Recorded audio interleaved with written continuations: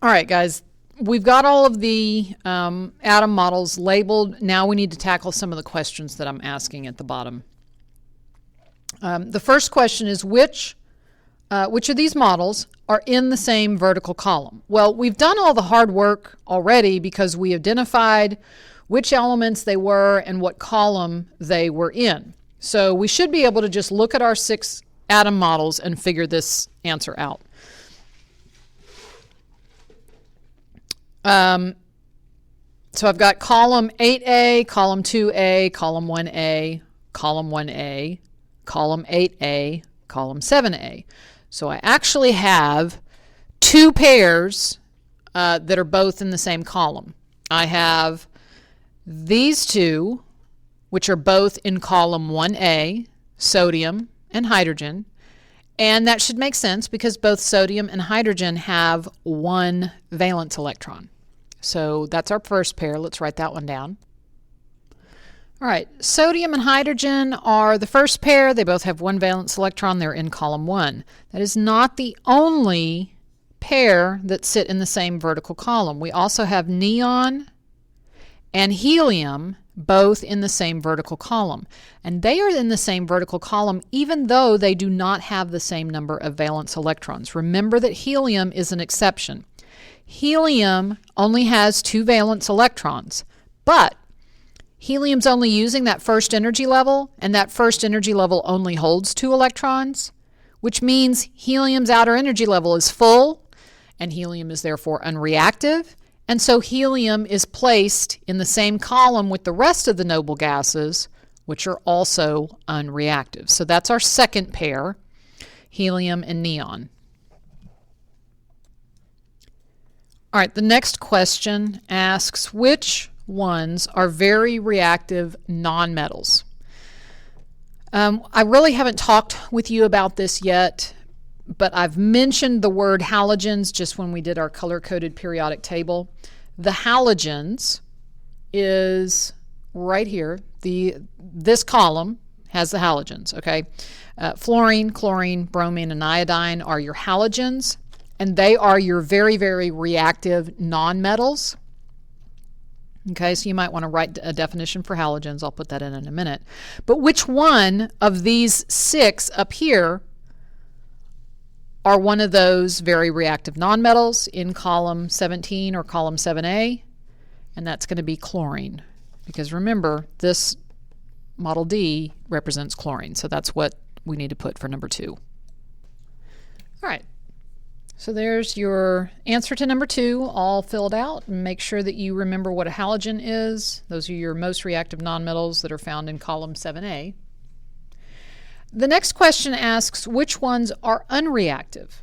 Your unreactive elements are the ones that are all the way over in column 18 or column 8A.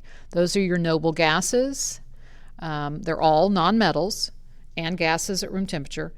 And they do not form chemical compounds with anything. They have a full outer shell of electrons, and so they don't go looking to gain or lose electrons in order to be more stable. They're already stable the way they are, like I said, because they have a full outer shell of electrons. So the unreactive ones, we need to look for our noble gases, the elements that we have in column 8A. And that's going to be helium and neon. All right, the next question asks which of these 6 elements are in the same row. If they are in the same row or period, then they are going to have the same number of electron energy levels, the same number of rings.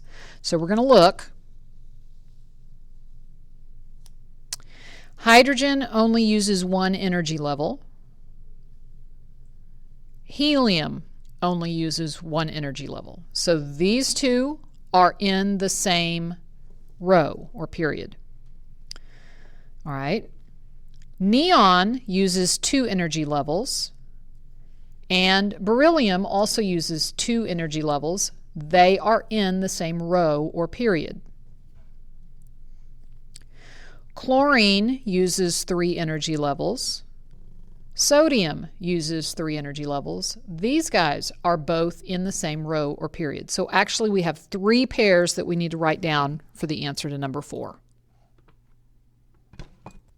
Okay, so I've added those answers. Just take a minute and make sure you write them thoroughly. Model A and Model J represent helium and hydrogen. They both are in period or row 1 with 1 electron energy level. Model X and Model E represent beryllium and neon. They are in period or row 2 with using 2 energy levels. And then there is Model D and Model Z, which represent chlorine and sodium. They are in period or row 3 using 3 energy levels. All right, the final question is, what do A and, okay, this is supposed to be J. What do A and J have in common? Well, there's a couple of things that they've got in common. First of all, let me make that a J. All right, on number 5, A and J. So this one's helium, J is hydrogen. If I look at my color-coded periodic table, I can tell there are a couple things that they've got in common. Number 1, they are both in period or row 1. Another thing, they both only use 1 electron energy level. Another thing that I can tell from my color-coded periodic table is that they are both nonmetals. Okay, so that's several things that they have in common. All right, so I'm hoping that that kind of helps walk you guys through some more practice. You'll see some things like this in the future coming up on some tests and things like that. If you do ever run into something like this again, which you will, and you don't have anything to go on other than electrons and that's about it. Basically, if you can count the electrons and if you can assume that the atom is neutral, then you can backtrack going from electrons to how many protons do you have, how many or what's the atomic number, and then you can go to the periodic table and figure out which element you're talking about. Okay?